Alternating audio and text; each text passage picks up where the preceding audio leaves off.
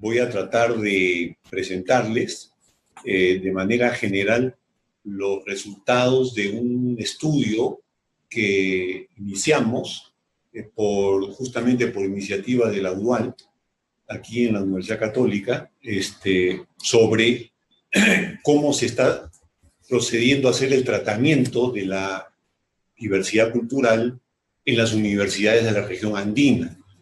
Es decir, quizás algunas de las conclusiones y algunas de las propuestas puedan ser tal vez retomadas en Centroamérica, México, qué sé yo, pero en todo caso, nuestro marco de referencia aquí son las universidades en Perú, Bolivia, Ecuador y Colombia, básicamente. Es un estudio que tiene limitaciones, ¿no? Porque nos hemos basado preferencialmente en información indirecta, algo de formación directa también, pero nos gustaría con el tiempo quizás ahondar un poco más en él.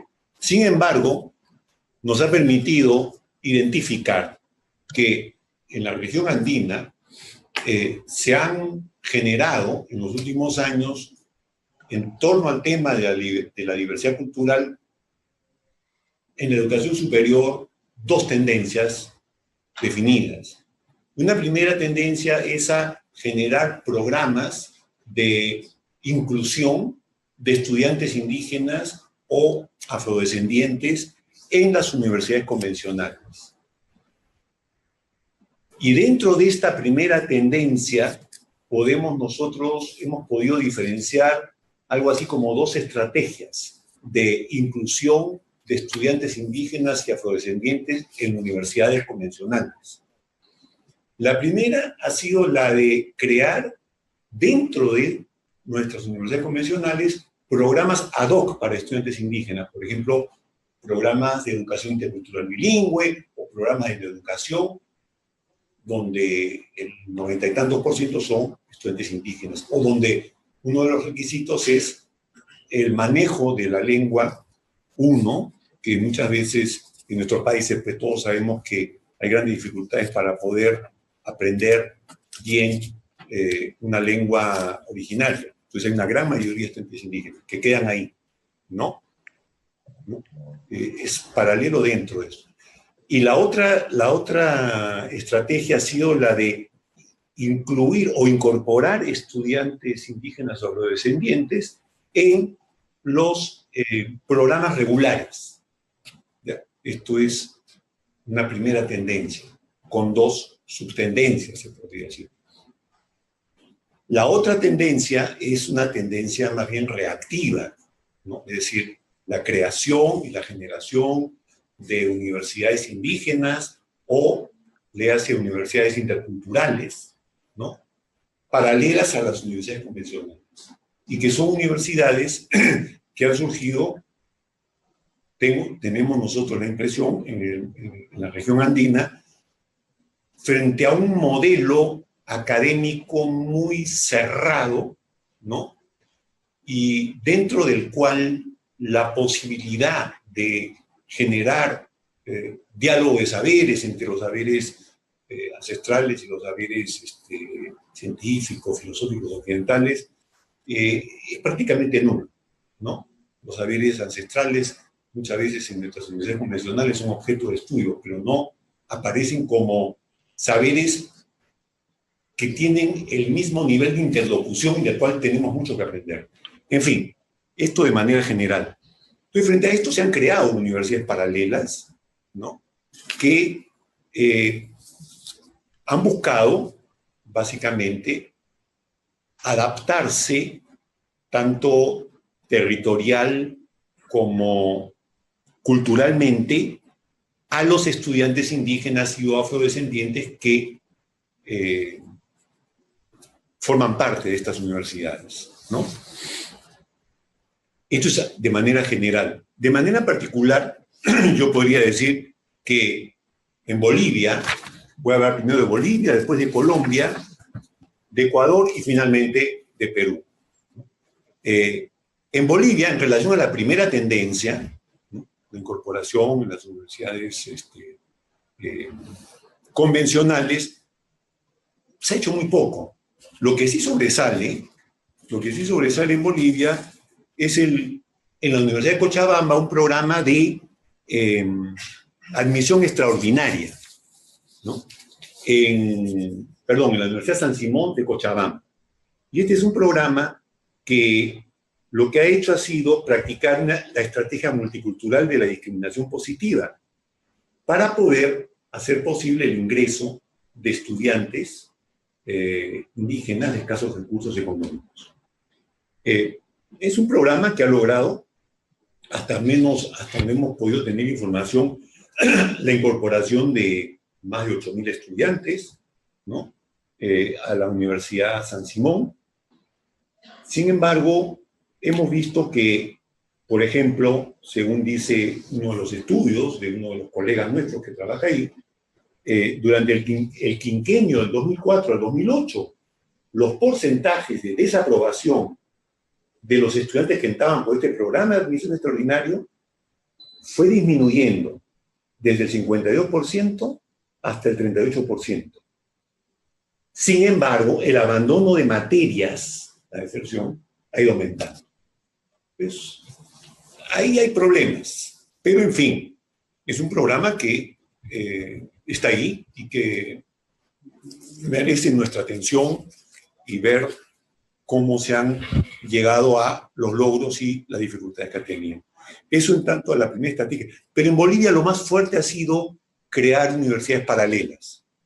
La famosa Unibol, que fue creada por un decreto supremo del gobierno en el año 2008, donde se crearon 3 universidades, una universidad aymara, una universidad quechua y una universidad guaraní, ¿no? Esta es la famosa universidad indígena boliviana, comunitaria, intercultural y productiva, así se llama. En fin. Ahora, es difícil acceder a información en sobre cómo se han llevado a cabo los estudios en las universidades del Unibol. La intención siempre ha sido de que estas universidades tendrían que estar formando a aquellos profesionales que el Estado plurinacional boliviano necesita para poder funcionar de acuerdo a las expectativas. Sin embargo, por ejemplo, la base informativa sobre tasas de deserción, de repitencia, no hemos podido tener acceso, salvo a comentarios, pero que no vienen al caso.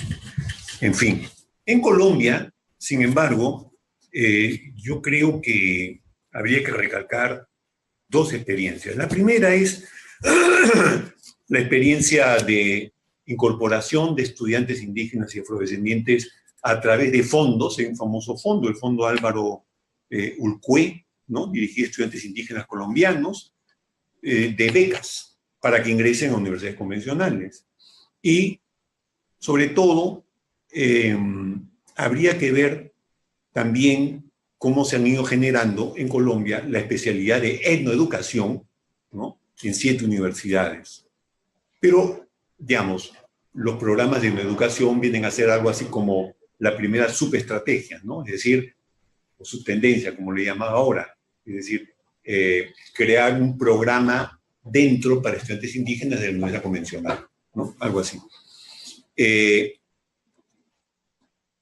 Merece la pena, yo creo que es interesante una experiencia en la cual habría que ahondar un poco más, y la experiencia de la Universidad Autónoma Indígena e Intercultural del Cauca, ¿no? Que fue fundada por el Consejo Regional Indígena del Cauca, que es una universidad que, a pesar de que no tiene el reconocimiento oficial del Estado colombiano, sin embargo tiene una acogida bastante grande dentro de la población y dentro de la región, ¿no? Y que tiene especialidades muy, muy particulares, ¿no? Y muy ad hoc, se podría decir, ¿no? Por ejemplo, tienen el programa no de derecho, sino de derecho propio, ¿no? Tienen el programa de licenciaturas en lenguas originarias, donde hay un buen número de egresados, más de 190 más o menos, según los datos a los cuales hemos tenido acceso. También hay la especialidad de administración y gestión propia, ¿no? Vamos a decir, en otro registro sería programas de gestión culturalmente pertinente, por decirlo así. Ahí hay algunos cuantos alumnos, es decir, hay todo un intento por ofrecer especialidades en esta universidad que puedan ser útiles para no solamente los estudiantes, sino también frente a los problemas que en este momento tienen la población indígena del Cauca. Eso en Colombia, ¿no? Sin embargo, son universidades que tienen dificultades presupuestales, etcétera, pero que están saliendo ahí adelante. En Ecuador, en términos generales, yo creo que la opción ha sido básicamente la primera, no la segunda, ¿no? Hasta donde nosotros hemos tenido información, la Universidad Intercultural Indígena Amahuaytay Huasi es una universidad que en el año 2013 fue cerrada, la única universidad prácticamente intercultural que existía, paralela, indígena, etc. Porque muchas veces se equipara, ¿no? Indígena con intercultural. Yo pienso que habría que ampliar un poco más el espectro, pero en fin, ese es otro tema. Claro, pero ¿por qué se cerró la Universidad Amahuaytay Huasi? Fue porque, claro, si uno empieza a generar programas de licencia, ¿no? Dar licencia a las universidades a partir de un modelo de universidad, porque es imposible no hacerlo a partir de un modelo, pero de un modelo muy etnocéntrico, ¿no? Y muy convencional, vuelan todas las universidades no convencionales y no etnocéntricas, ¿no? Y difícilmente han podido pasar esa valla. Eso es lo que se ha hecho pues, prácticamente en Ecuador. Y dentro de la primera tendencia que hemos visto, sobresale, entre otras, por ejemplo, yo quería mencionar el trabajo que viene haciendo la Universidad Politécnica Salesiana. Hay una licenciatura muy interesante y muy bien hecha sobre docencia básica intercultural bilingüe, cuyos profesores pues, van a las zonas de otavaleñas, etcétera, y que tiene mucha acogida. Pero ese es un poco el panorama. Como ven ustedes, la interculturalización de las universidades, tanto convencionales como de las universidades interculturales, porque a veces también habrá que decirlo, adolecen de ello en la región andina, habrá que ver cómo es en otras regiones, comparativamente es un desafío. En el Perú, mi país, lo que se ha hecho en el primer campo, ¿no? Inclusión de estudiantes indígenas, afrodescendientes, no se ha tocado desde el primer aquí. Ha habido bastante afrodescendientes, pero en fin, así se ha colocado. Indígenas, tanto andinos como amazónicos, se creó un programa desde el gobierno que se llama Beca 18, ¿no? Y dentro de este programa de Beca 18 hay un subprograma que es el programa de inclusión de estudiantes que proceden de la educación secundaria rural amazónica, ¿no? De comunidades nativas, en universidades convencionales privadas de Lima, de la capital. Ya muy consistente, además. Investigación sobre... perdón. Sí, no, todavía no. Bueno, podría seguir contándoles un poco más. Me avisan, por favor, lo del tiempo. Sí, yo le digo. Este programa Beca 18 es un programa que, en fin, ha tenido logros y ha tenido dificultades, ¿no? La principal dificultad, el principal ha sido, desde mi punto de vista y desde el punto de vista de muchos que estamos acá, primero, que no se tomó en cuenta la incorporación de estudiantes en universidades públicas, en universidades de las diversas regiones, ¿no? No se tomó en cuenta eso. Ahí hubo un sesgo centralista muy fuerte, algo que es muy fuerte en mi país, lamentablemente. Y por otro lado, la tutoría,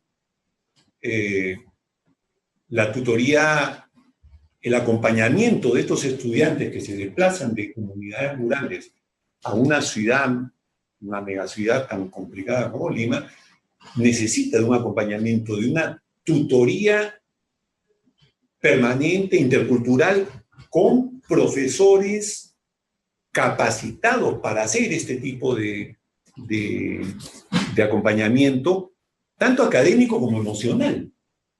Son dos aspectos que habría que considerar.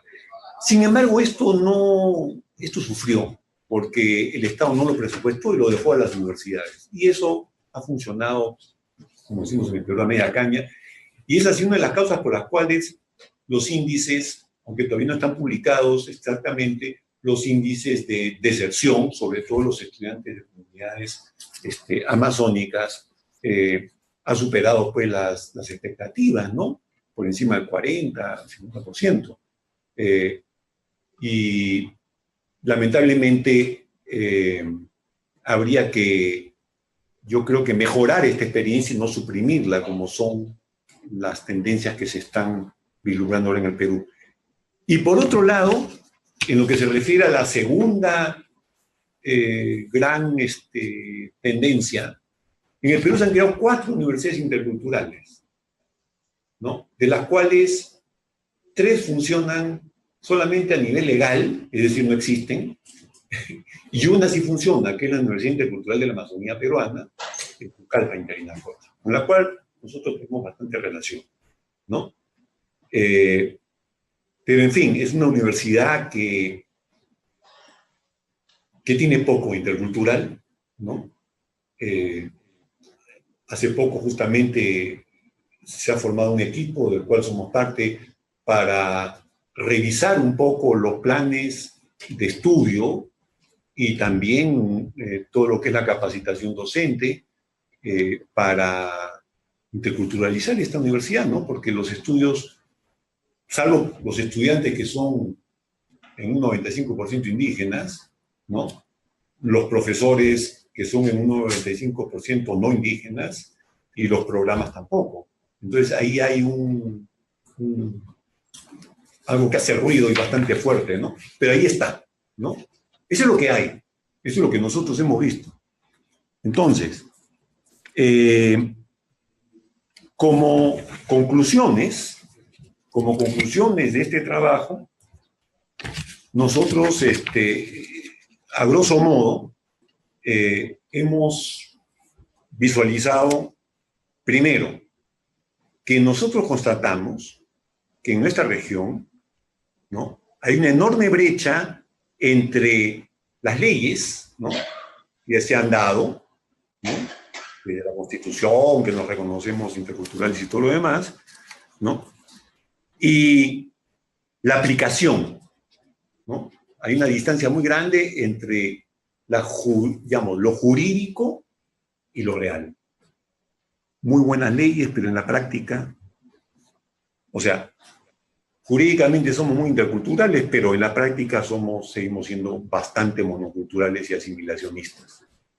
Y en el caso de las universidades interculturales, ¿no?, que son promovidas por el Estado, ¿no?, en este caso, hay muchos asuntos por revisar, ¿no?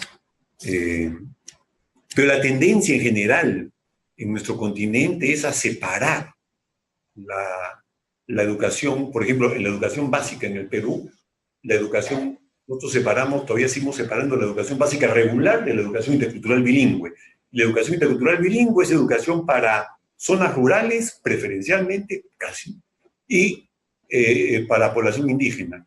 Y la educación intercultural, el problema de la interculturalidad parece que no es un problema de las ciudades, cuando lo es también.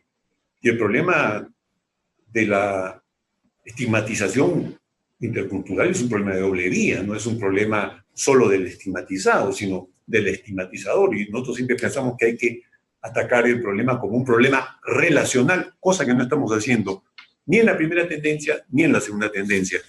Esa quizás es una primera conclusión. Una segunda conclusión a la que nosotros hemos llegado es la de que en los programas existentes de inclusión, ¿no? En universidades convencionales, estos programas tienden a ser más bien programas de inclusión indiferenciada, léase asimilación, antes que programas de inclusión diferenciada, léase intercultural. Entonces, ahí hay un problema de fondo.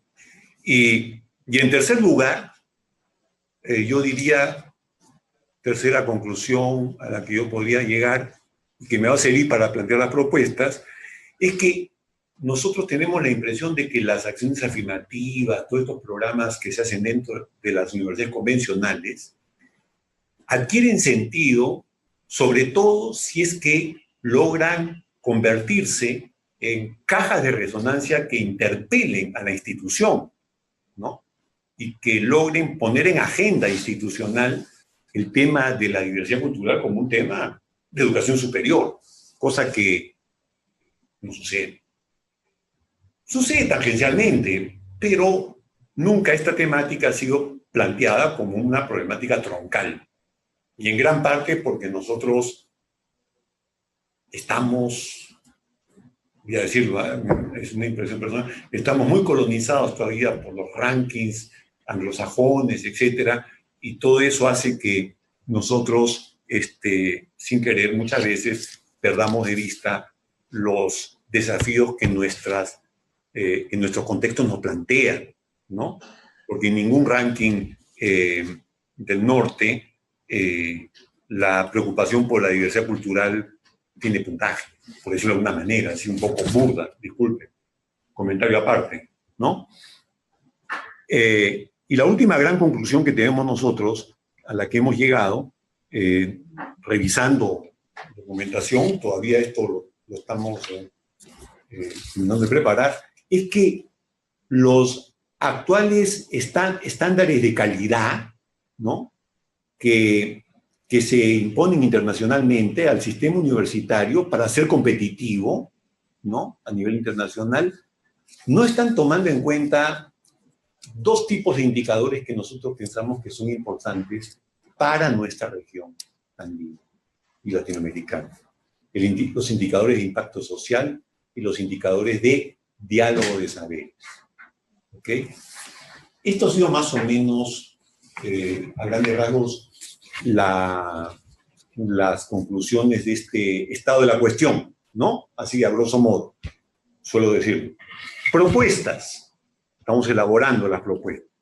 Yo quiero presentarles, bueno, tenemos varias, pero quiero presentarles las tres más importantes y para poder conversarlas, ¿no? La primera propuesta que nosotros pensamos que sería interesante recorrer en los próximos años como UDUAL, ¿no? Es la de promover acciones afirmativas en nuestras universidades convencionales, pero acciones afirmativas no de corte multicultural, sino de corte intercultural. Ya. Una acción afirmativa de corte intercultural tiene que cumplir 4 requisitos. El primer requisito es que tienen que incluir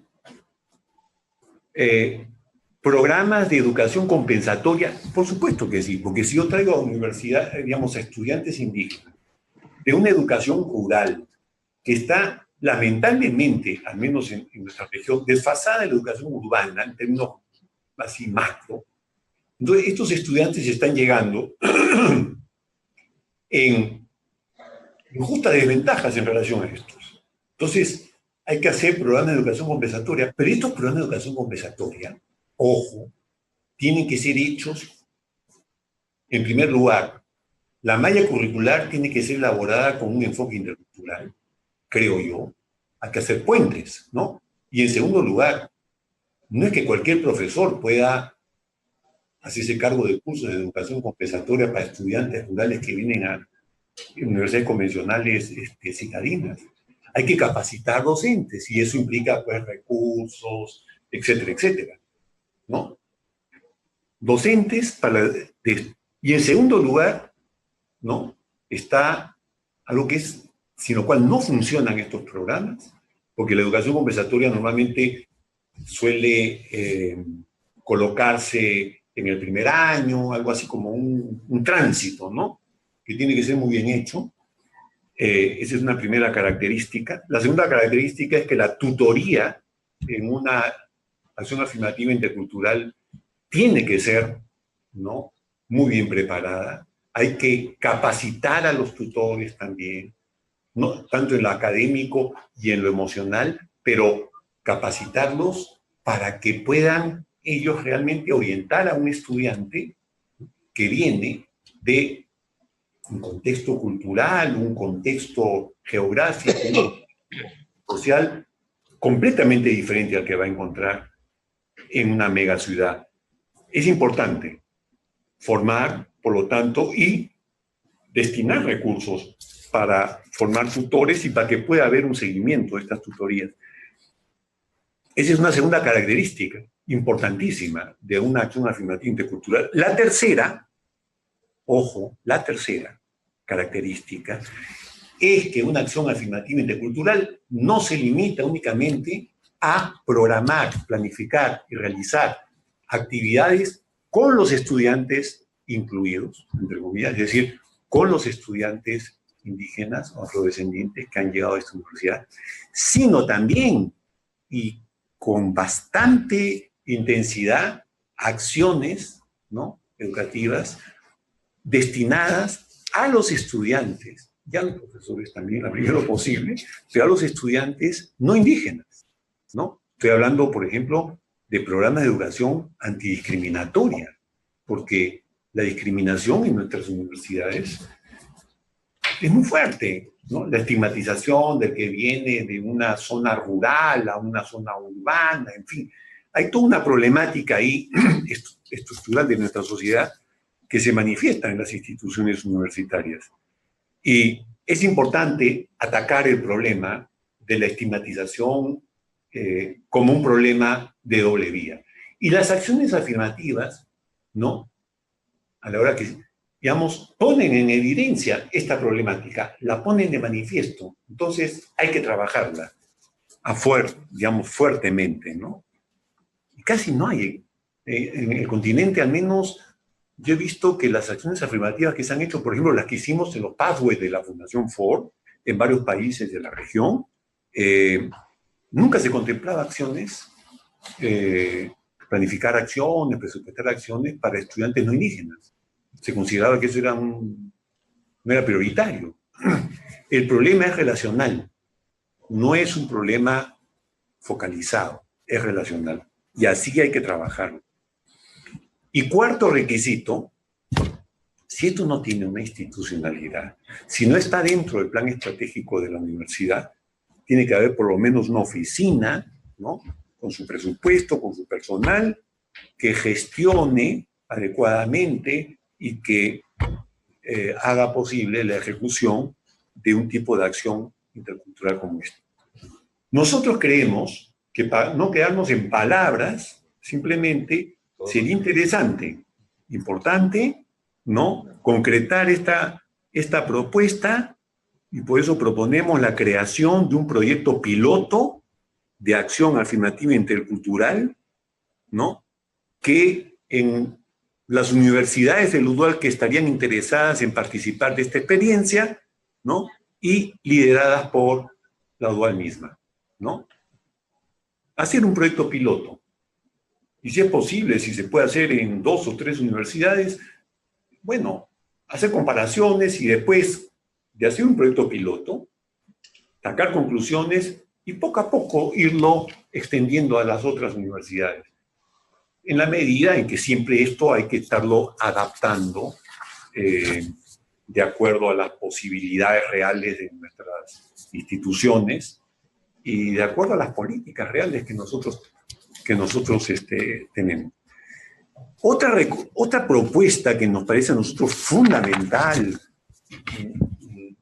y por eso lo planteo aquí, que ya ha salido en otras reuniones anteriormente de la UDUAL, es la importancia que tiene el promover la creación tanto de un ranking regional como de criterios de indexación de revistas que consideren,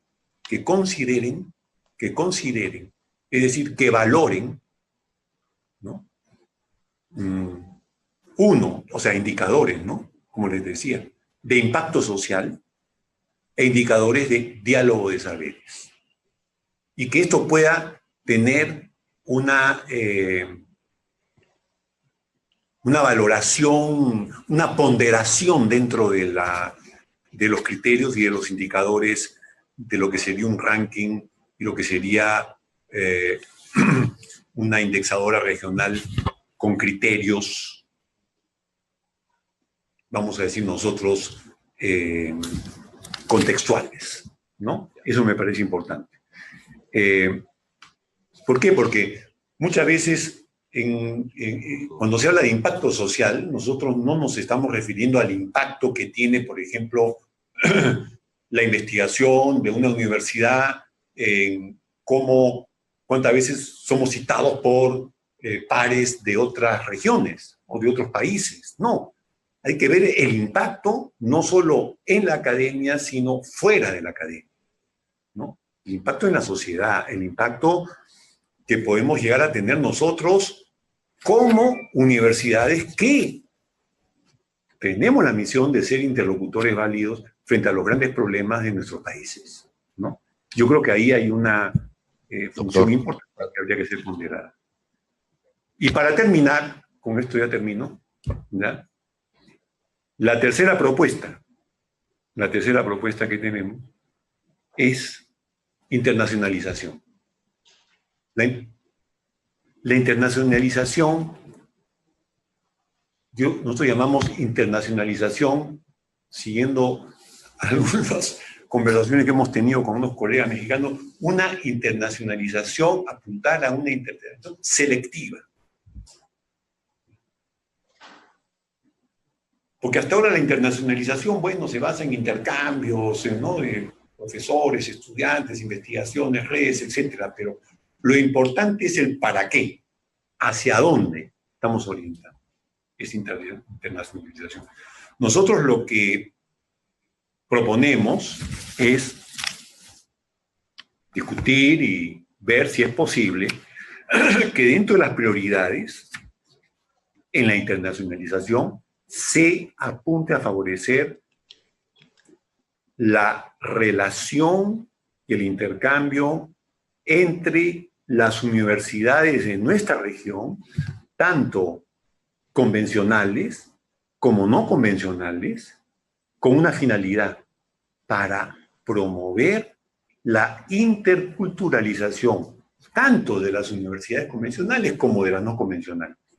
Pero para esto tenemos nosotros que crear puentes, compartir información, experiencias, etcétera, y eso creo que va a ir alimentando la experiencia de cada país y de cada lugar. Bueno, muchísimas gracias. Gracias a usted, doctor. Muy amable. Aplaudimos.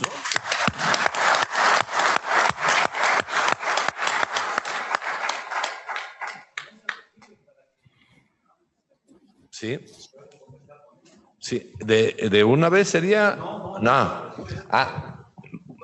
Doctor, que esperamos que no se retire usted para que después pueda haber una conversación con el público. Perfecto, sí, por supuesto. Bien. Aquí estoy escuchándolos. Con mucho gusto. Magnífico. Bien. Bueno, ahora vamos a darle la palabra a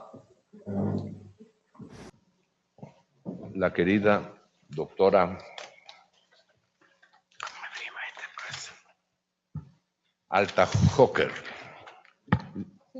lideresa de Educación Superior Intercultural, formada profesionalmente en Huracán, que actualmente dirige como rectora, y una dedicación constante y una lucha constante en el terreno de la educación de los pueblos indígenas y negros de México y de Centroamérica y de Nicaragua principalmente.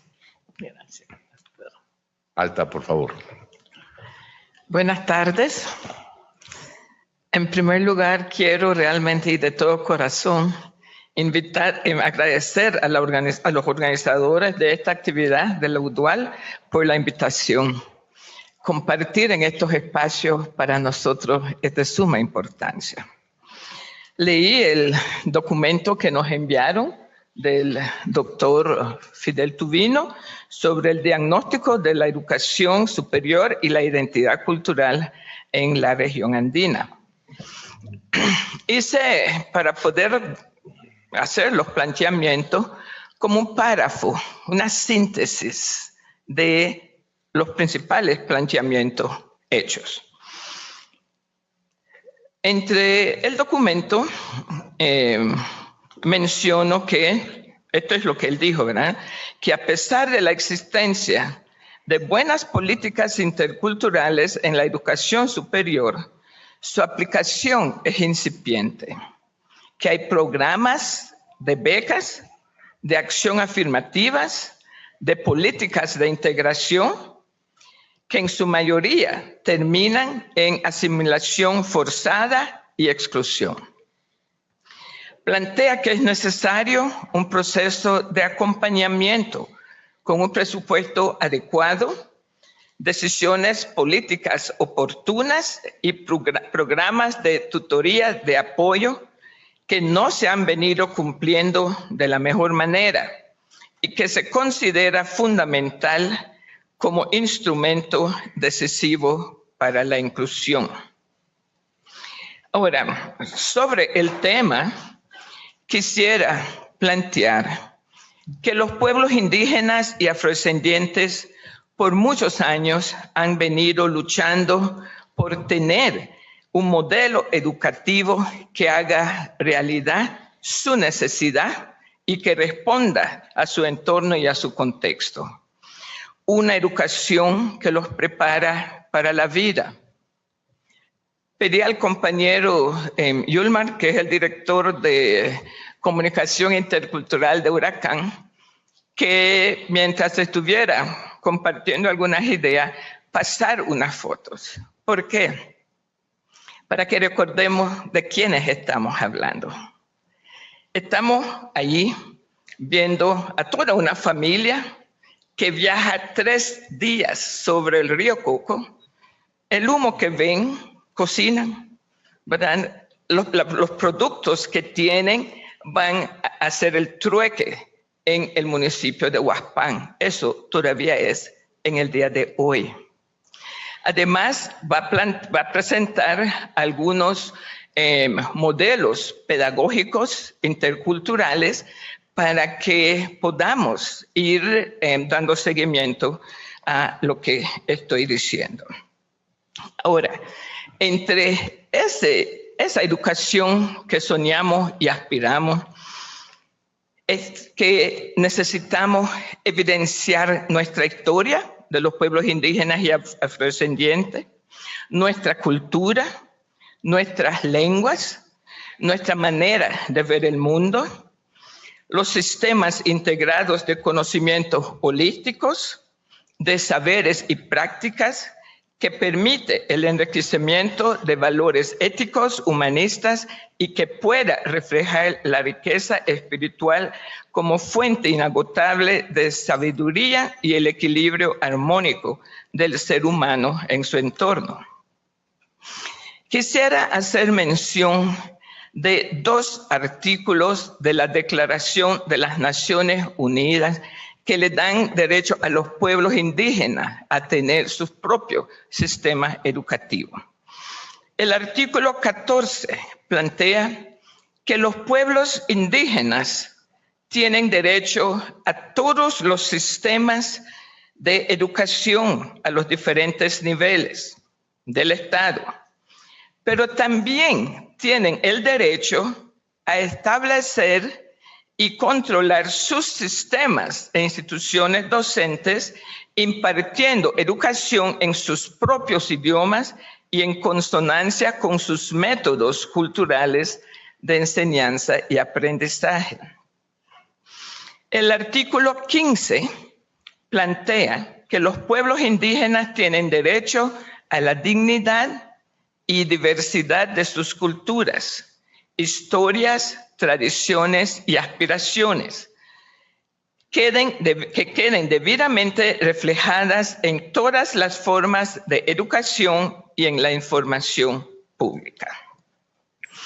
Pero también en la CRES 2008, ¿verdad?, hubo planteamientos sumamente importantes para los pueblos indígenas y afrodescendientes y que han sido como la base de la que hemos venido haciendo uso para incidir y tratar de irradiar la educación en América Latina. La CRES en el 2008, en su declaración, planteó: nuestra región es marcadamente pluricultural y multiétnico. La integración regional y el abordaje de los desafíos que enfrentan nuestros pueblos requieren enfoques propios que valoren nuestra diversidad humana y natural como nuestra principal riqueza. Además, en su declaración final, incluye algunos valiosos planteamientos sobre el tema. El acápite C3, por ejemplo, que es la que más me gusta, plantea: se debe promover la diversidad cultural y la interculturalidad en condiciones equitativas y mutuamente respetuosas. El reto no es solo incluir a indígenas y afrodescendientes y otras personas culturalmente diferenciadas en las instituciones tal cual existen en la actualidad, sino transformar a estas para que sean más pertinentes con la diversidad cultural. Es necesario incorporar el diálogo de saberes y el reconocimiento de la diversidad de valores y modos de aprendizaje como elementos centrales de las políticas, planes y programas del sector.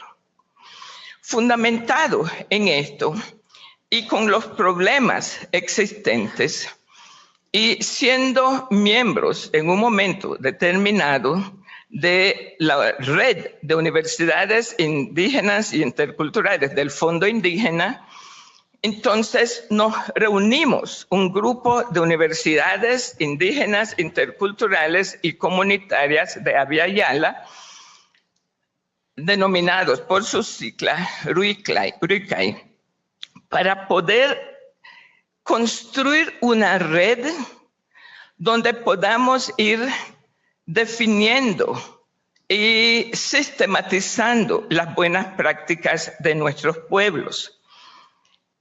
Y hasta estos momentos hemos planteado que uno de los retos más importantes que tenemos, bueno, hay un montón, es que los estudiantes de estos pueblos logren el acceso a una educación intercultural pertinente y de calidad, y que los prepare a responder a su contexto multiétnico sin ser una isla en el proceso. En este espacio dejo la pregunta para asumirlo más adelante. ¿Qué es calidad? ¿Qué es pertinencia para pueblos indígenas y afrodescendientes? ¿Puede haber calidad en una universidad donde no podemos hacer uso de nuestras lenguas? Yo hablo creol. Todo el tiempo que he estado aquí con la compañera hemos estado hablando creol, no hemos hablado inglés. Nuestros apellidos. Mi apellido no es Hooker. El Hooker es del colonizador. Es hoy, y yo no sé cuál es el apellido de mi familia. Tampoco lo sabe la Berna. Entonces, esas son realidades que vivimos los pueblos indígenas y afrodescendientes. Nuestra manera de aprender es diferente. Podemos decir que hay calidad si en la universidad prefiero quedarme callada para que no se rían de los planteamientos que hago o por el tono de mi voz, que es diferente que la tradición normal o la que utiliza el doctor Val, por ejemplo. La mía no es así, es diferente. Entonces, para que este sueño se hiciera realidad, fue necesario, se me escapaba decirles que en esta red de universidades hay 10, 3 de las cuales son de la Unibol Productiva de Bolivia. Está la Pluriversidad Amautaiguasi, que fue cerrada por falta de calidad en el Ecuador. Está la Universidad Autónoma Indígena Intercultural del Cauca, en Colombia. Está el Instituto Técnico de Educación Superior de Argentina. En fin, está una de México, la UNISUR de México. En fin, somos 10 universidades que hemos venido construyendo, uniéndonos para construir nuestro camino. Ahora, con las universidades de la red, el primer planteamiento fue que teníamos que construir currículum de manera participativa con las organizaciones indígenas, los afrodescendientes y los académicos de todas nuestras universidades, donde pudieran las organizaciones también estudiantiles con sus propias voces compartir sus inquietudes, sus necesidades, planteando aspectos que consideran deben ser incluidos dentro de los currículos y cómo lograr el apoyo de los sabios y sabias en las aulas de clase. Entre los sabios y sabias están los médicos tradicionales. Recordemos, ¿cómo hemos tratado a los médicos tradicionales? Como hechiceros, como oscurantistas. Entonces, comenzar a tratar de tener un diálogo con médicos tradicionales sin haber hecho todo un proceso de construcción de confianza es prácticamente imposible, ¿verdad? ¿Cómo nos va a tener confianza alguien al que hemos dicho cosas muy feas de ellos en momentos determinados? Uno de los esfuerzos que hicimos como red, y eso fue en el mes de noviembre del año pasado, preparándonos también para la CRES en la semana del 20 al 24, fue reunirnos con organizaciones indígenas del Ecuador, que es la CONAI, el Ecuarunari, el CRIC de Colombia. Invitamos al IESALC UNESCO, al Consejo Nacional de Evaluación y Acreditación de Nicaragua, al Consejo Nacional de Universidades de Nicaragua, el Consejo Superior de Universidades de Centroamérica y el CENESID del Ecuador. También estuvieron las universidades interculturales. ¿Cuál fue la idea? Dialogar sobre la educación superior intercultural, los caminos para su implementación y la corresponsabilidad en establecer un modelo educativo superior intercultural y pertinente. En el encuentro, las organizaciones indígenas y afrodescendientes plantearon que las instituciones de educación superior no están cumpliendo con su rol social. No tienen voluntad para transformar la realidad. Se consideró que los esfuerzos deben estar dirigidos a lograr que estas instituciones se abran a planteamientos diferentes. Se planteó también que en estas instituciones de educación superior que se abran para poder enfrentar la nueva lucha histórica contra todo intento de colonización de la razón, el saber y el ser. Se reflexionó que aún hay grandes brechas con relación al acceso a la educación superior de los pueblos indígenas y afrodescendientes. Asimismo, se mantiene la persistencia de los problemas estructurales en los modelos educativos actuales. ¿Qué aspiramos como pueblos con sueños y aspiraciones.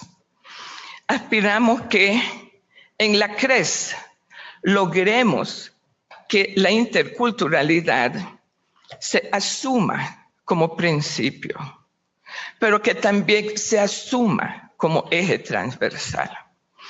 Y a la vez, la perspectiva intercultural de género también se asuma como un principio y como un eje transversal. Que las universidades indígenas, interculturales y comunitarias de Abya Yala y sus organizaciones puedan contar con espacios de diálogo donde podamos ir haciendo planteamientos de qué es lo que soñamos, qué es lo que aspiramos y cómo creemos que juntas y juntos podemos lograr un mundo mejor. Aquí nosotros planteamos que esos espacios de diálogo es fundamental porque si hacemos el planteamiento de la cosmovisión sin realmente pensar lo que es el planteamiento de los pueblos indígenas y afrodescendientes, entonces pasa desapercibido. La cosmovisión es la manera diferente que tenemos los diferentes pueblos de ver el mundo. En el caso de los pueblos indígenas, ¿por qué el pleito de la tierra y el territorio? Porque los pueblos se sienten como parte de la biodiversidad, son la biodiversidad. Entonces, si no discutimos cómo se plantea eso, entonces es difícil de verlo. La interculturalidad, ¿cómo vemos cada uno de nosotros la interculturalidad? La pertinencia y el acceso. Hablamos de acceso, hablamos de equidad, hablamos de igualdad, hablamos de inclusión, hablamos de diferentes oportunidades, hablamos del diálogo de saberes, hablamos de saberes y haceres.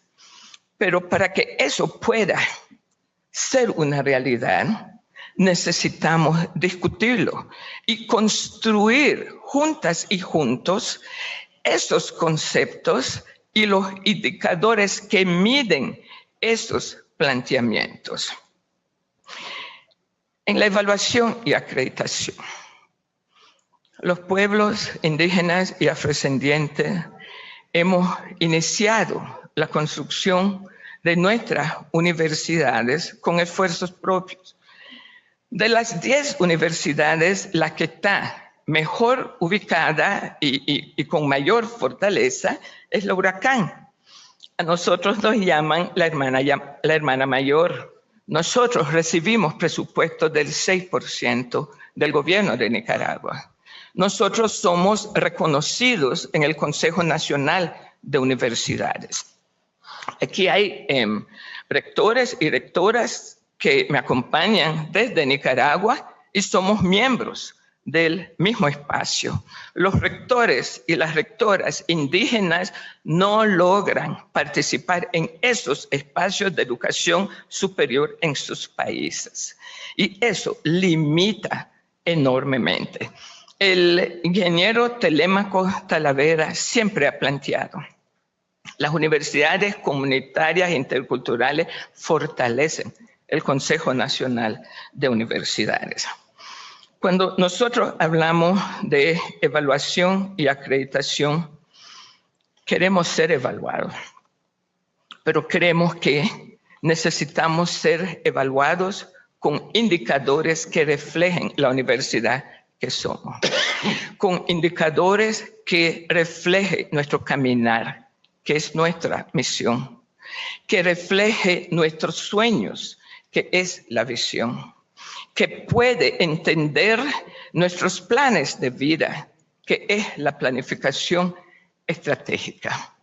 Y para hacer ese tipo de evaluación para la acreditación, los indicadores necesitan ser construidos en conjunto con las organizaciones indígenas, con las universidades, para que todas y todos entendamos de qué estamos hablando, qué es lo que queremos hacer y a dónde es que planteamos llegar.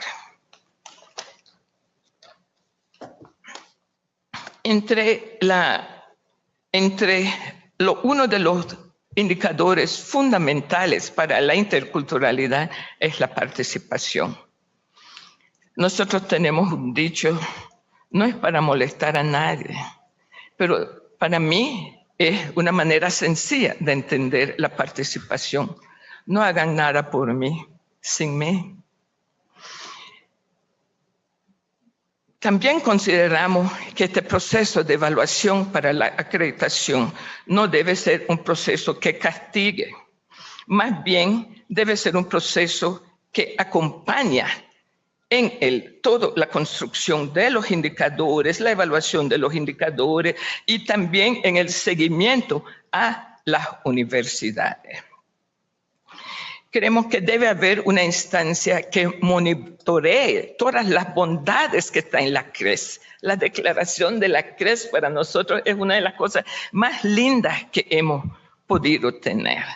Pero si no se monitorea, si no tiene sus indicadores, entonces es difícil que realmente se pueda evaluar.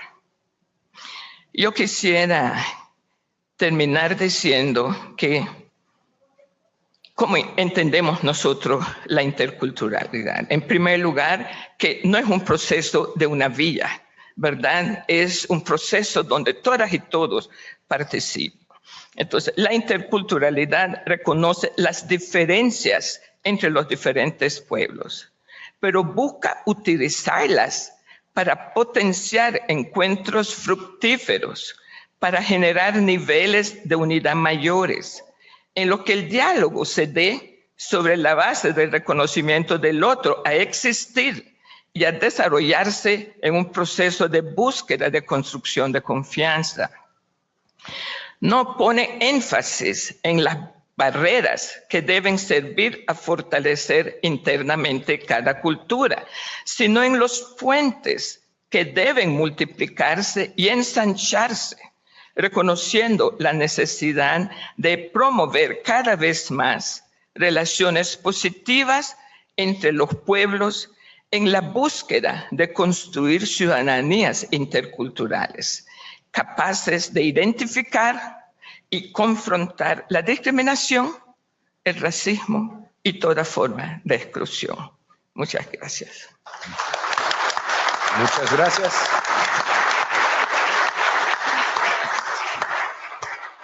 Y damos entonces ahora la voz a la doctora Chantal Meseguer, actualmente es la directora de las universidades de las veracruzanas, las interculturales, ¿no? Ajá. Muchas gracias. Pues muchas gracias, doctor Escalante, por la invitación a esta mesa.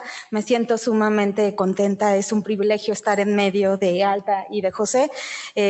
Son excelentes colegas de los que he aprendido mucho y también cómplices en muchas cosas que hacemos y que necesitamos seguir haciendo, ¿no? Así que muchas gracias.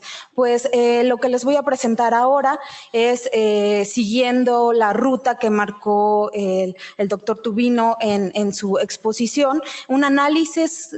Tal vez lo voy a hacer muy rápido, es la primera parte de mi exposición, un análisis muy rápido de las políticas, digamos, de pluralismo y de cómo estas políticas de pluralismo impactan o influyen en la educación superior, hasta dónde han llegado, por lo menos en discurso, qué se ha logrado.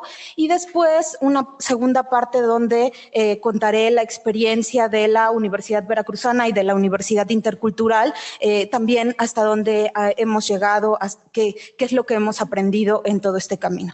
¿Desde dónde hablo? Pues hablo desde una universidad intercultural que está dentro de una convencional. Este es un caso único en el país y es un caso que se debe también a la visión y al compromiso de un rector y una rectora que, por cierto, están hoy aquí en esta sala y que pues el avance que voy a presentar pues es totalmente sus logros con la toma de decisiones que han hecho desde hace más de una década y hasta el presente. Muy bien, pues esta tensión, imagínense una intercultural dentro de una convencional, a lo mejor la foto dice algo, ¿no? Está el logo de la UB, la flor de lis, muy pues occidental, ¿no? Una institución con más de 70 años que tiene, pues, que ha venido desarrollándose, creciendo, pero sí con una perspectiva occidental de cómo nacen todas las universidades en nuestro país, como lo que hoy nos contaron en la inauguración, y una planta de maíz que nació en una de nuestras sedes, ¿no? Porque está ahí. La planta de maíz tal vez es la que nos identifica a la UBI. Ay, perdón, ¿podemos pasar? Ahí está. Sí, ahí está, perdón. Esa foto creo que dice mucho de qué implica ser una universidad intercultural en una convencional. Está la flor de lis, que es el logo de la UB, y una planta de maíz que nacen por nuestras sedes. ¿Por qué nacen? Porque estamos rodeados de milpas. Porque nuestros estudiantes son hijos de campesinos y son campesinos y siempre traen maíz en sus ropas, en su comida y nacen muchas plantas de maíz.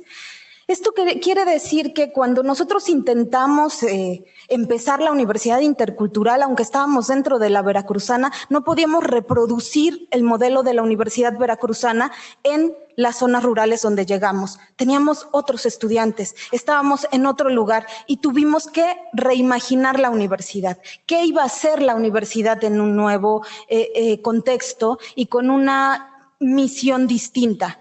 Y eso es lo que nos ha dado mucho aprendizaje. Pues bien, también otra cosa que hemos aprendido es que para la Universidad Veracruzana no bastó tener a la intercultural. Eso no era interculturalizarse, ¿no? Tenía que interculturalizarse y hemos empezado, o digamos en los últimos años, tal vez 5, se ha empezado un proceso de interculturalización de la Universidad Veracruzana más amplio, en el que creo que la Universidad Veracruzana Intercultural ha tenido mucha influencia, ha tenido un impacto en eso y se los contaré más adelante. Por otro lado, otra cuestión desde donde hablo es de pues una tensión entre la pertinencia sociocultural, que es lo que busca la Veracruzana Intercultural, y por otro lado la pertinencia de indicadores de un modelo universitario prevaleciente, ¿no? Entonces, a veces la pertinencia se entiende de distintos modos. ¿Qué es ser pertinente para una universidad? ¿Eres pertinente para el contexto donde estás? ¿Para las necesidades que ahí surgen? ¿Para el tipo de estudiantes y familias que forman parte de tu comunidad? ¿O eres pertinente para el modelo de universidad que te está evaluando, que está poniendo los indicadores y que está además operando para un modelo económico? Y entonces tenemos que ser cuidadosos porque a veces se usa pertinencia para muchas cosas y tenemos que ser cuidadosos cómo usarla. Ahí hay una tensión y tenemos que clarificarlo. Muy bien, y también de algunas lecturas, desde ahí hablo, desde la investigación de años de Daniel Mato, de Gunther Dietz, de Zaida Sierra en Colombia, del doctor José Delval, por supuesto, y de Buenaventura de Sousa Santos. Muy bien, ¿qué tuvo que pasar? Adelante, por favor, la siguiente. ¿Qué tuvo que pasar para que Neftalí, un joven totonaco de Filomeno Mata, llegara a la universidad?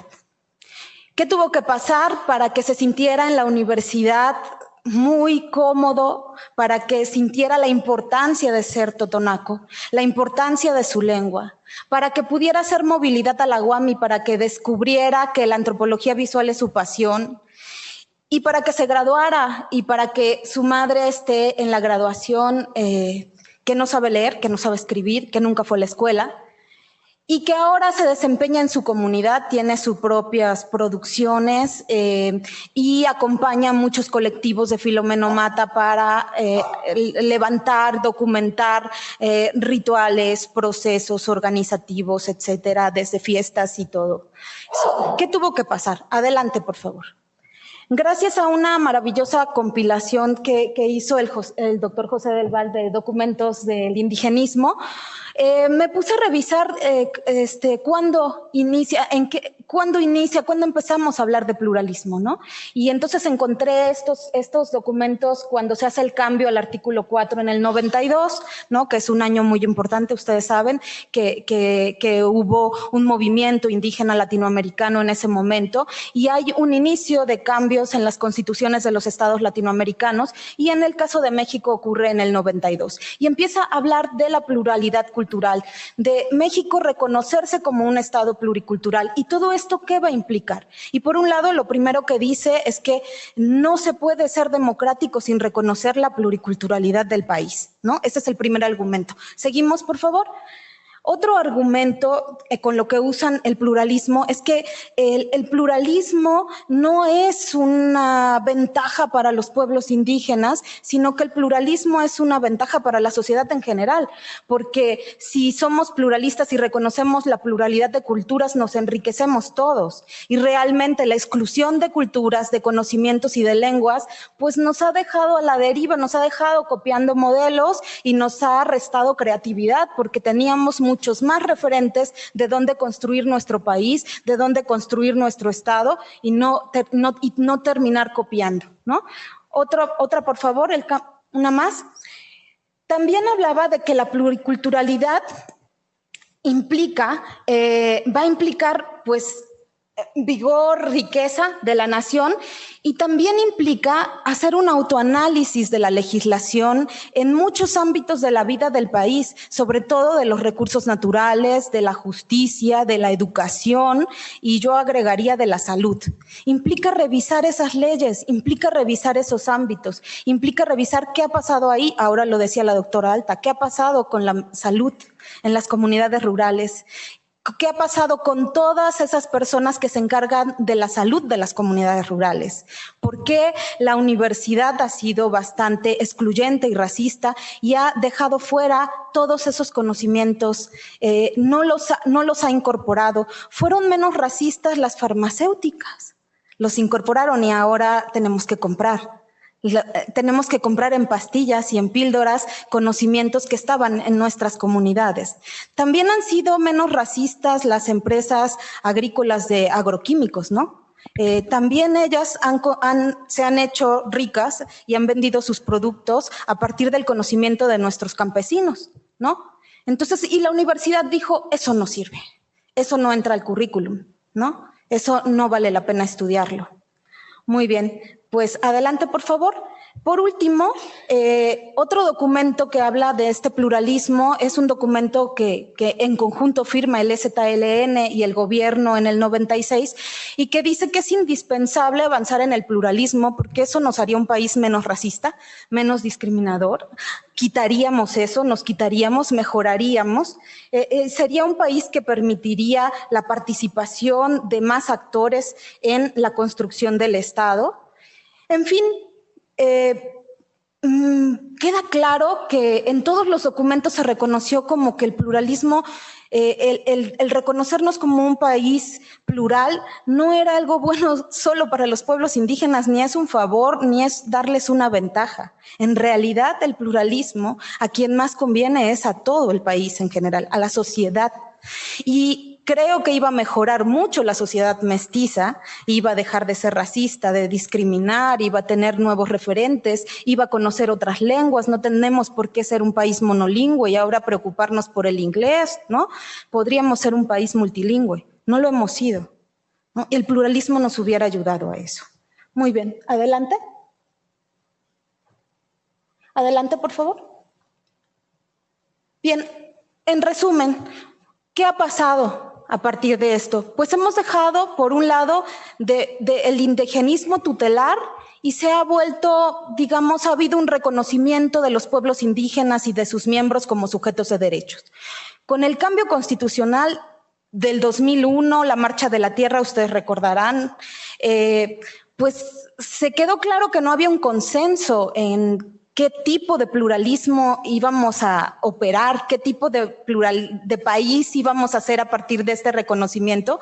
Y lo que quedó claro es que había muchas versiones de pluralismo y que algunas eran incompatibles, ¿no? También ocurrió a partir del, digamos, del periodo de Fox, pues surgió un posindigenismo. Un posindigenismo, se crearon las universidades interculturales y este posindigenismo que pensó la diversidad como recurso, que pensó en incluir al indígena en el desarrollo como emprendedor, vendiendo sus artesanías, haciendo turismo, etcétera. Un tipo de indigenismo de este tipo. También ocurrió otra cosa, después de la creación de las universidades interculturales, empezó a decaer la interlocución entre el Estado y los pueblos indígenas. Se pensó que las interculturales iban a ser el espacio ideal y la verdad, la interlocución ha quedado en algunas becas, en presupuesto, que cada vez va a la baja y nada más. Se perdió la interlocución. También ahora lo que hemos visto es la ausencia de lo indígena en la agenda política de este país, sobre todo lo tenemos clarísimo en los candidatos. Marichuy lo puso, pues lo puso en la mesa, ¿no? Por supuesto que no hay una agenda indígena, no se están preocupando absolutamente de nada de eso. Y bueno, desde el CNI, el Consejo Nacional Indígena, pues se ha visto el pluralismo, se ha entendido como un proceso de decolonización, de organización, de autogestión, de autonomía, que lo podemos encontrar pues en todos los discursos de Marichuy que estuvo por el país en esta última gira que hizo. Adelante, por favor. También que hemos visto que el concepto de diversidad cultural se ha vuelto como polisémico. Para algunos la diversidad pues siempre había sido un problema y todavía permanece esa visión. Es un problema y hay que acabar con él.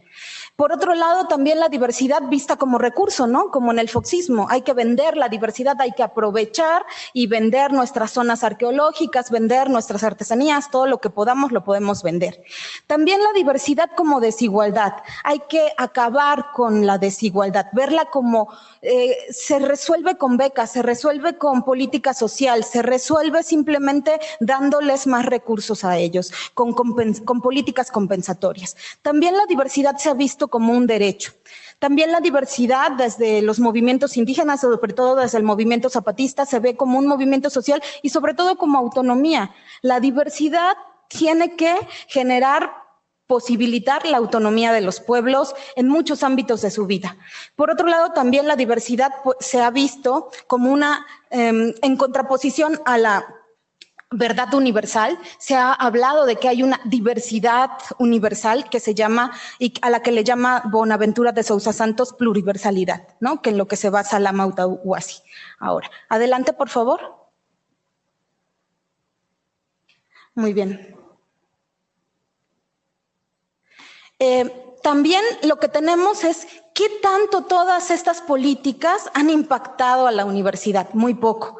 Han impactado un poco la educación básica, el sistema de educación intercultural bilingüe, un poco a las normales con programas de formación de profesores para educación intercultural, pero en realidad a las universidades convencionales muy poco. Después de la Fundación Ford y de sus becas, muy poco más, ¿no? Solo la UNAM se ha mantenido bastante activa en ese sentido con becas para estudiantes indígenas, pero la universidad no ha cambiado mucho y los modelos de universidad prevalecientes pues los pueden ver ahí. La universidad decimonónica ilustradora que posee el conocimiento y lo distribuye, que es la poseedora del conocimiento, la única.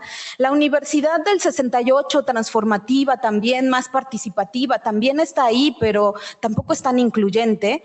La universidad desarrollista que ha ido cambiando y que se basa en la hiperespecialización, ahora en los objetivos de desarrollo sostenible, que más o menos ampliaron la visión a algunas cosas sociales, pero no tanto, ¿no? No tanto. Y sobre todo lo que hemos venido viendo pues es la universidad neoliberal empresarial, que por supuesto no le va a importar donde hay solo clientes y servicios y no bien común, no le va a interesar los pueblos indígenas ni estos tipos de estudiantes. Pero también hay otras universidades que empiezan a aparecer y que las estamos viendo y que pueden ser pequeñas islas en las universidades convencionales, a veces grupos de investigación, a veces grupos, colegios de profesores, pero que están hablando de la universidad decolonial, que implica pues una visión de nuestra propia historia muy crítica y un rechazo a las verdades universales y una búsqueda de verdades en la diversidad.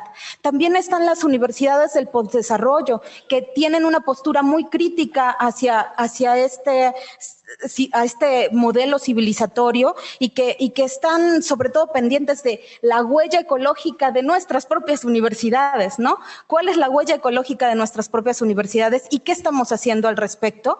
Y por otro lado, las universidades para el buen vivir, que hay que definirlas porque en cada sitio son contextuales. Por ejemplo, este mural que ustedes ven es de los estudiantes de la Sierra de Songolica cuando les preguntamos que plasmaran qué era para ellos buen vivir. Y lo que dijeron que para ellos es buen vivir y lo que puede ser la universidad que les enseña a bien vivir es, por un lado, recordar a los que no están. ¿Por qué no están? ¿Qué les pasó? Vivir plenamente y hacer muchas cosas para los que vienen. Y esa continuidad de pensar en los que no están y hacer todo lo posible para mejorar el mundo que van a vivir los que apenas van a llegar, es el buen vivir para ellos, la continuidad. Y este tipo de universidades y este tipo de pensamientos está creciendo en algunos contextos. Adelante, por favor. Ahora sí, en la Universidad Veracruzana, como yo les comentaba, hay un proceso de interculturalidad institucional. Se ha iniciado con un programa transversa que justo transversaliza la interculturalidad, el género, la sustentabilidad, los derechos humanos. Nos pusimos a pensar cuáles son las cosas que valen la pena transversalizar, que cualquier estudiante que entre a la Universidad Veracruzana tendría que saber, que tiene que darle identidad eso, que además tiene que mejorar su vida, porque nos damos cuenta que cuando los estudiantes entran a la universidad, muchas veces empeora su vida, empeora su alimentación. Empeora su economía, empeoran muchas situaciones, ellos se ven impactados por muchas cosas del modelo, ¿sí? Y entonces dijimos, tenemos que buscar cuáles son los temas que mejoren su estancia y que no solo mejoren su estancia, que impacten todas las actividades de la universidad.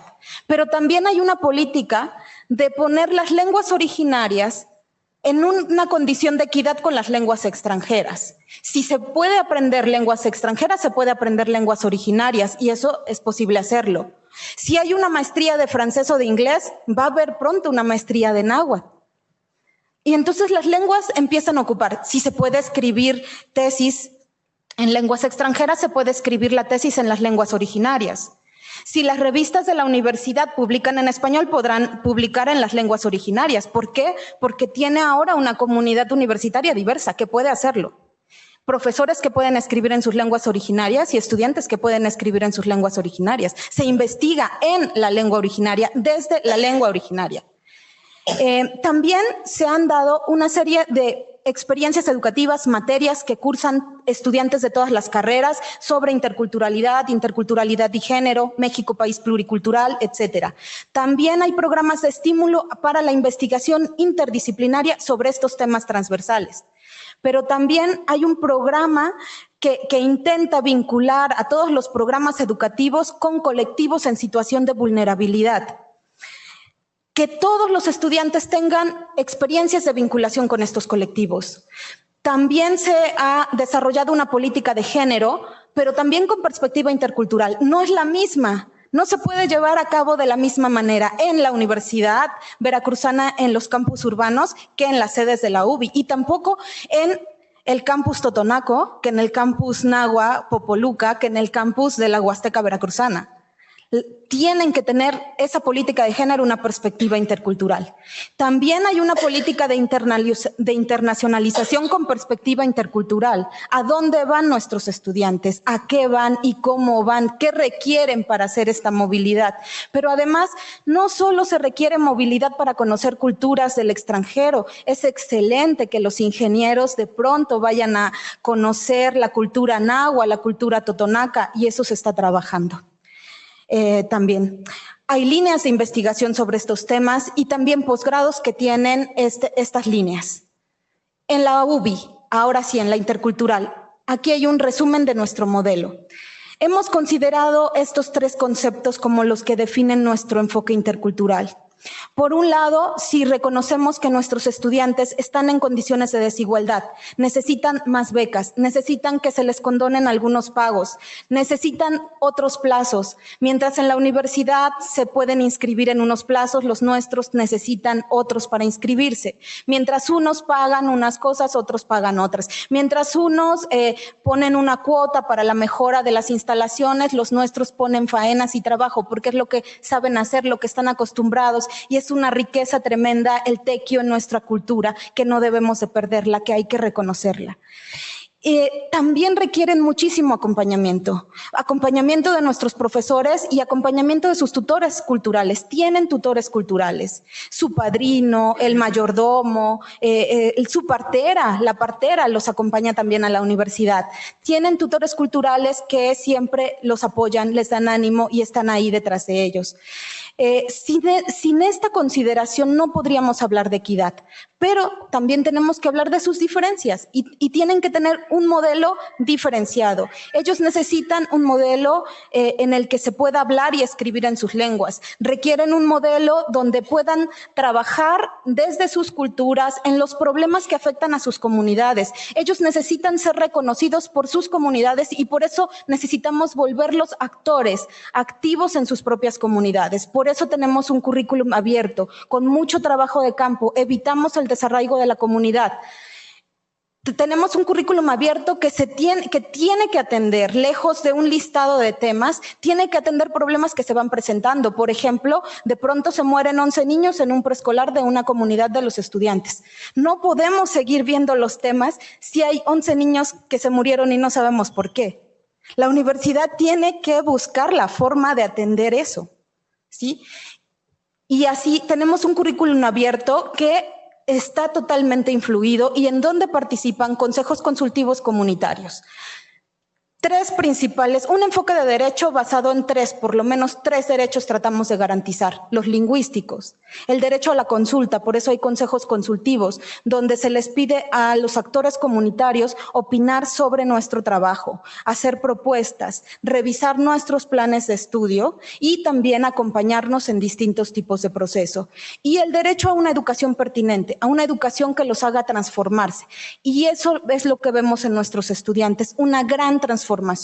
Mientras en la universidad urbana vemos un chico de clase media, después de 4 años se transforma poco, casi lleva su misma vida, ve lo mismo, escucha lo mismo y básicamente tiene la misma vida que tenía antes de ir a la universidad. Nuestros estudiantes se transforman muchísimo, se vuelven actores.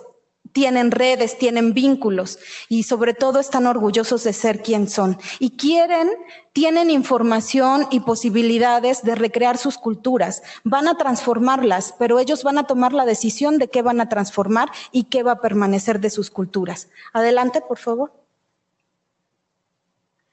Bien, si ponemos la construcción identitaria en el centro del enfoque educativo, lo que hacemos es aumentar su capacidad de agencia. Estos jóvenes que muchos me cuentan, yo la primera vez que hablé en público fue en la preparatoria porque ya pude hablar mejor español. Antes nunca hablé en la escuela. Pues ahora hablan, ahora comunican, ahora construyen. Ahora están apoyando a sus comunidades, ahora se están vinculando con los estudiantes de arquitectura, de ingeniería, de idiomas, de letras, y están trabajando con ellos en proyectos interdisciplinarios. Han dejado de tener pena, han dejado de tener inseguridad. Conectan mundos, conectan lenguas, conectan cosmovisiones. Se dan cuenta de que tienen un lugar importante en este mundo y en este continente. Van a ser los próximos universitarios, rectores, académicos, investigadores, y creo que en ellos está la ilusión de transformar la universidad verdaderamente hacia la pluralidad. ¿Tengo tiempo? Ya. Unos minutos, sí. Bien, algunos aportes. Con las universidades interculturales surgen nuevas profesiones. Hemos sido capaces de innovar. Las universidades tienen las mismas carreras desde hace muchísimos años. Las universidades interculturales abrieron nuevas carreras y estas carreras lo que han hecho es interculturalizar campos de conocimiento, interculturalizar la salud, interculturalizar el derecho, interculturalizar la educación, interculturalizar la comunicación. Entonces, lo que se ha abierto es esos campos de conocimiento se han interculturalizado, se abren a nuevas cosmovisiones y se abren a nuevas lenguas. Estos nuevos profesionistas conectan, son interdisciplinarios y conectan la universidad con la comunidad, conectan lo global con lo local, conectan las instituciones con los actores comunitarios, generan pertinencia de las políticas, pueden ser operadores políticos, las adaptan, las flexibilizan. Pero también hacen investigación de primera mano, ya no necesitan que los antropólogos formados en las ciudades o en los países anglosajones vayan a visitar a las comunidades indígenas. Ellos son investigadores de sus propias culturas. El conocimiento que se produce, ellos son los primeros usuarios. Investigan comunidades nunca investigadas, nunca nadie ha llegado ahí, son investigadores de primera mano. También hay un cambio de roles de género en la escuela y en la comunidad. No quiere decir que todo es bonito. Es muy dramático a veces y a veces nos sentimos culpables de muchas tensiones por las que pasan nuestras estudiantes al ser universitarias y cosas con las que tienen que ir resolviendo con sus familias y con sus comunidades. Situaciones sobre su forma de vestir, sobre su comportamiento, sobre si irse de movilidad a otro país sola o no, etcétera, etcétera. Sí, hay muchas tensiones y conflictos interculturales que se generan, pero que se resuelven. Y se generan y entonces se resuelven y generan conocimiento para resolverlos más. También tenemos migración, pero un tipo de migración distinta. Migran para estudiar una maestría, migran para ir a trabajar a una organización, están migrando para unirse a ciertos grupos, tanto de organizaciones de la sociedad civil como grupos de académicos que les interesan. Sobre todo construyen conocimiento plural, son capaces de hacerlo. Hay procesos también de ciudadanización en las comunidades. Estamos notando que donde hay nuestros egresados, esas comunidades pues están teniendo mayor organización, participación y también hay más denuncias. Muchas más denuncias de violencia de género, por ejemplo. Denuncias de que no se cumplen los derechos lingüísticos en las clínicas, denuncias de que no se cumplen los derechos lingüísticos en las escuelas. Entonces hay un proceso de ciudadanización. Finalmente, una emergencia de nuevos actores rurales, muchos de ellos no van a ir a las ciudades, se van a quedar a trabajar ahí. Tal vez en los indicadores tengamos dificultades porque no van a estar empleados, pero no solo van a la universidad para estar empleados, están ocupados en las dinámicas de su comunidad. Eso es lo que quieren hacer. Muchas gracias. Gracias.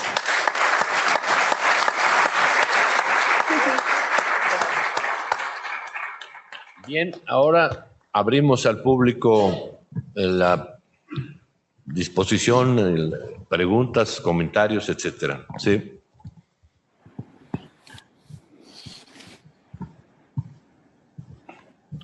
¿Está abierto?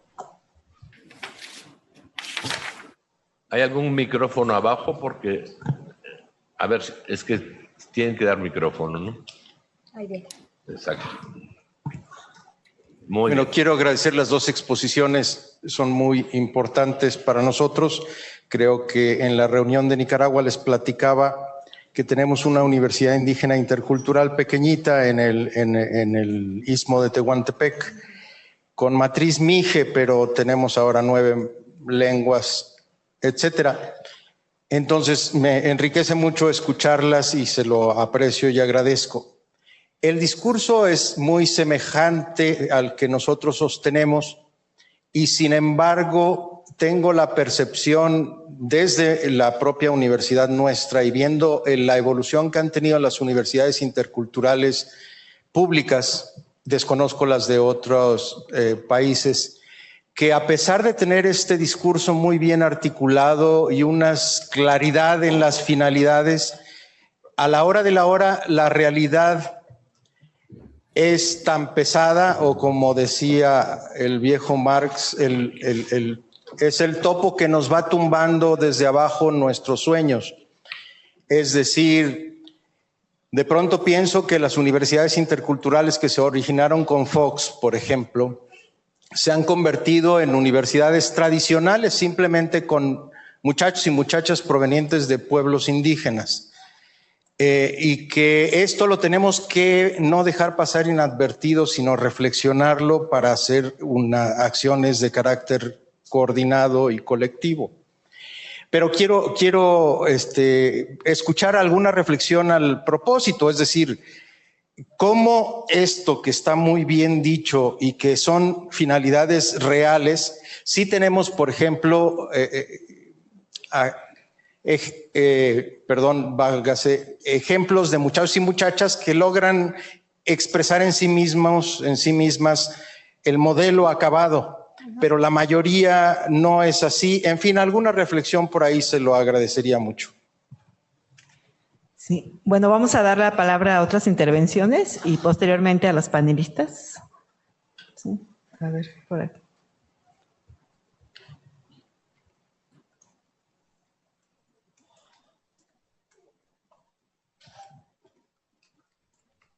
Gracias. Yo quisiera comentar con respecto a lo que dice nuestro rector de la Iberoamericana y a partir de nuestra experiencia en la Universidad Veracruzana Intercultural, que lo interesante de esta experiencia intercultural no es atender a los grupos indígenas, es transformar a la institución. La conciencia de tener 4 sedes interculturales en la Universidad Veracruzana ha significado la transformación y la modificación de esquemas en la propia universidad. Los que necesitamos ser interculturales somos nosotros, los que vivimos en medios urbanos. Los indígenas están muy acostumbrados a la interculturalidad, saben que hay los otros, han vivido todo el tiempo con la conciencia de que son discriminados. Nosotros no hemos tenido la conciencia de la riqueza de esta diversidad. La Universidad Veracruzana, por ejemplo, desde que inició su modelo educativo, integró al inglés como un requisito para todos nuestros estudiantes. Todos tienen que aprender inglés. Hemos modificado nuestros reglamentos, nuestra legislación. Hoy, aquel joven que habla una lengua originaria ya es bilingüe, porque todos hablan español. Nuestro examen de ingreso está en español. No tenemos indígenas monolingües, tenemos hablantes de lenguas indígenas, pero que dominan también el español, porque es como requisito para entrar en la universidad. Ya somos discriminativos en ese sentido, pero al menos reconocemos que ya son bilingües. Entonces pueden estudiar inglés y les damos acceso al aprendizaje del inglés, pero como una materia electiva. Ellos ya cumplieron con el requisito del bilingüismo. Entonces estamos avalando ya no solamente el bilingüismo con el inglés, sino con otras lenguas del tronco indoeuropeo y también las originarias. Y ese es un posicionamiento para nuestros estudiantes, para nuestra comunidad, de dar valor a esas lenguas. El admitir tesis en lenguas indígenas implica que tengamos maestros que sean capaces de leerlos y dictaminar y evaluar, pero las aceptamos, porque siempre y cuando tengamos quienes las evalúen y que las defiendan en lenguas indígenas. Eso es generación de conocimiento en lenguas originarias y eso es algo muy importante, que no nos va a servir en los rankings, ¿verdad? Porque no están indexadas en las publicaciones, pero es muy importante. Entonces, es la transformación de la institución a partir de la interculturalidad. No es hacerles el favor de llevarles educación superior, es transformar a nuestra institución con este eje transversal de la interculturalidad.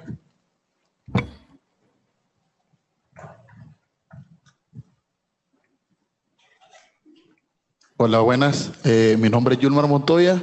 Soy director de comunicación de la Universidad de las Regiones Autónomas de la Costa Caribe Nicaragüense, Huracán. Bueno, creo que efectivamente lo que se ha contextualizado aquí es sumamente importante. Y en el caso muy particular de Huracán, hemos venido galopando a paso lento, pero seguro y firme. Por ejemplo, la universidad desde sus políticas y normativas también establece que los estudiantes deben de salir hablando y aprender a hablar inglés, pero también su propia lengua autóctona, ¿no? El misquito, el mayangna. Hay clases específicamente que están contempladas en todas las currículas de las carreras. Y aunque yo no sea indígena, debo de aprender a hablar también Tal vez no la perfección del misquito, pero sí tener insumos que me permitan a mí a poder entender al otro, que siendo diferente, también es igual que yo. Lo otro es que yo soy graduado de la Maestría Internacional en Comunicación Intercultural con enfoque de género, que se imparte en el marco de la Red de Universidades Indígenas, Interculturales y Comunitarias de Pleala. Y hablaba de algo sumamente importante, que tiene que ver con las presentaciones, a veces, o ponencias de las investigaciones que realizan estudiantes indígenas y que no lo pueden hacer en su propia lengua. Este es un documento que se le llamamos o se le autodenomina CRISAC, Cultivo y Crianza de Sabiduría y Conocimientos, que es un esfuerzo de la Ruricay que contempla que un estudiante, es una metodología de investigación este documento, y contempla que cada estudiante indígena o afrodescendiente, si quiere hacer su tesis en su idioma, en su lengua autóctona, perfectamente lo puede hacer. Esos son uno de los grandes pasos sustanciales que desde la Ruricay se ha venido haciendo y que, bueno, nuestra rectora también es quien coordina ese proceso acompañado de todos los hermanos rectores de las universidades indígenas interculturales y comunitarias de Abya Yala. Gracias.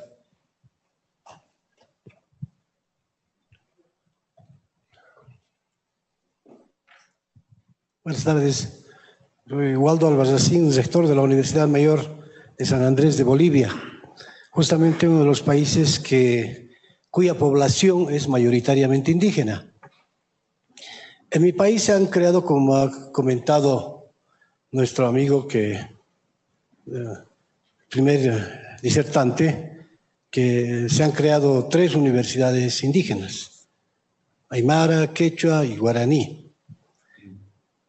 Pero lo que pasa es que no basta la creación de universidades con ese membrete indígenas, sino cuál es la convicción del propio Estado para convertir al Estado como tal en intercultural. Porque si los tienes simplemente como adornos a las universidades para decir, mire cuán bueno soy con los indígenas, es una simple acción paternalista. Y si algo le hace daño a nuestros países en Latinoamérica, es el paternalismo, porque es una forma de practicar un doble discurso. ¿Por qué menciono esto? Primero que, si bien era importante el surgimiento de esas universidades, pero eso tiene que tener la coherencia de la voluntad política del propio Estado de generar una verdadera inclusión social y entender a la educación como un derecho absolutamente democrático para todos. Nosotros manejamos en la EDUAL y otras entidades que la educación es un bien público. Si eso es así, no puede ser un privilegio y seguir continuando como una especie de patrimonio de las élites sociales. Por otro lado, la creación de las universidades indígenas no debe eximir, no debe significar que las universidades autónomas, las tradicionales, nos sintamos liberados de la responsabilidad de cumplir en el contexto de nuestros objetivos y nuestra labor de formación, no debe eximirnos de incluir a los hermanos indígenas en los procesos. Porque sería muy grave señalar que como ya se han creado universidades indígenas, allá ellos y nosotros sigamos con lo mismo. Cuán importante, por tanto, es para las universidades públicas, especialmente autónomas, desplazarnos por las diversas latitudes de los territorios de nuestros estados para generar precisamente verdaderos procesos de inclusión social, inclusión económica, inclusión política. Y si hay algo que están reclamando nuestros pueblos indígenas, aunque les pongamos universidades específicas para ellos, es que el Estado se convierta en un verdadero defensor de sus derechos, y eso no acontece. ¿Qué Estado hoy día está cumpliendo, por ejemplo, ese derecho que se consolida en las normas, pero que en la práctica no se realiza, como es el derecho a la consulta previa e informada? Y resulta que los territorios indígenas, donde por debajo de esos territorios hay recursos energéticos, hay metales, lo primero que hacen nuestros estados es transar con empresas, licitar con empresas extranjeras, obviando ese derecho fundamental que es el derecho a la consulta previa informada. Entonces hay un doble discurso. Sí, he creado universidades indígenas, mire cuán demócrata soy, cuán inclusivo soy, pero sin embargo cuando los indígenas me exigen que respete sus derechos, dale el látigo, viola sus derechos. Y entonces somos demócratas simplemente en el discurso, pero no de convicción. Y creo que ese es un aspecto que las universidades públicas debemos asumir incluso con un sentido autocrítico. ¿Cuánto estamos haciendo para desde nuestras universidades generar verdaderos procesos de inclusión y de democratización real de la educación que sea extensivo a los hermanos indígenas sin que eso signifique que es un favor o una actitud paternalista? Gracias. Gracias. El tiempo, no sé hasta dónde, ya estamos en el límite, ¿verdad? O sea, debería yo hacer una relatoría de todo esto y creo que es una tarea imposible, ¿no? O sea, puedo hacer una enumeración de planteamientos creo que nos queda claro a todos, de alguna manera u otra, empezando por, hay una brecha entre la implementación de las leyes y su aplicación, ¿no? Que ese ya es una demanda en todos los campos específicamente que hay que hacer. ¿Es necesario revisar el trabajo de las universidades interculturales? Sí, por supuesto, y el de las convencionales asimismo, ¿no?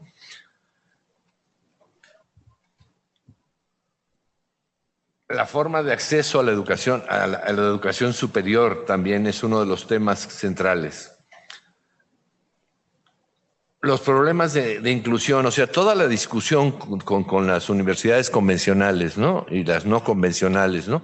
Yo creo que está bien hacer la diferencia, pero señalar que las universidades convencionales es como decir las universidades aquilosadas. O sea, el carácter convencional es para no insultarlas, ¿no? Pero en el fondo hay un insulto. Pero a mí me parece más importante el planteamiento de la rectora, de decir, o sea, lo que tenemos que hacer es interculturalizar a la universidad pública, ¿no? No espacios interculturales. Digo, eso lo vivimos en la UNAM con el programa. O sea, decir, el problema no es tener un espacio donde hay muchos becarios, bien tutoreados, que eso sí es importante, que el comentario del doctor Turbina, que nosotros sí, lo que garantiza la eficacia del programa de formación, del programa universitario, del nuestro, estamos hablando de 900 becarios, pero de los que han salido ya muchos, lo que garantiza la eficiencia terminal que tenemos, que eso en la universidad es escozor, porque tenemos 96% de eficiencia terminal. Dices, muchacho que entra, sale, ¿no? Y la universidad no creo que llegue al 50 en general, ¿no? Entonces, ¿por qué? Porque ese acompañamiento tutorial, y como decía el doctor Turbino, no es solo académico, es psicológico, es ideológico. Los tutores tienen que ser pares. Indígenas y no indígenas son, además, efectivamente, pero el tutoriado debe ser permanentemente. Este es uno de los temas, o sea, decir, sí, yo diría que es una responsabilidad de las universidades públicas, las grandes, ¿no? De montar sistemas, ¿no? De formación con tutoriado, efectivamente. Y yo creo que sería una demanda que habría que hacer en Córdoba, ¿no? O sea, que hubiera un compromiso real, asumir un conjunto de responsabilidades. En el momento que entras en esos procesos, empiezas a darte cuenta lo otro. Lo otro que fue desde el principio para nosotros muy significativo es que había que atravesar transversalmente a la universidad con la interculturalidad, ¿no? Entonces, se creó esa materia que es la única transversal en la universidad que atraviesa, que se llama México como Nación Multicultural, a la que asisten alumnos de 16 facultades, ¿no? Ya han pasado más de 25,000. ¿Ha tenido un impacto? Sí, sí ha tenido un impacto en la universidad, los muchachos. El problema de la interculturalidad lo tenemos que discutir los químicos, los físicos, los matemáticos, los biólogos, no los antropólogos, sociólogos, como siempre, y discuten y traen su... No, sino es el problema que la interculturalidad es la sociedad intercultural. Yo creo que es una de las cosas que se han planteado en todos los planteamientos en estas ponencias, ¿no? No quisiera, además, ya que no tenemos tiempo, yo quisiera, bueno, tenemos que me dieran la oportunidad de tratar de sintetizar esto en 2 o 3 páginas con un poco de tiempo para no hacerlo en este momento porque ya es hora, y mañana tendremos la oportunidad, ¿no? Porque en la plenaria habrá que presentar este asunto. Entonces yo me comprometo en la mañana ya tener un breve, que recoja, es que es de una riqueza tremenda lo que hemos oído, ¿no? Desde la riqueza específica de ese tipo de trabajos, ¿no? Y creo que es importante que este planteamiento que se está gestando, que está creciendo, de la interculturalidad como un asunto de la sociedad, de la universidad plenamente y asumido responsablemente en ese sentido, todo lo que eso pueda implicar, creo que es importante, ¿no? En fin, entonces, si aceptan que entregue yo después un resumen bien armado de esto, daríamos por terminada la sesión y les agradecemos a todos su presencia. Muchas gracias. Gracias.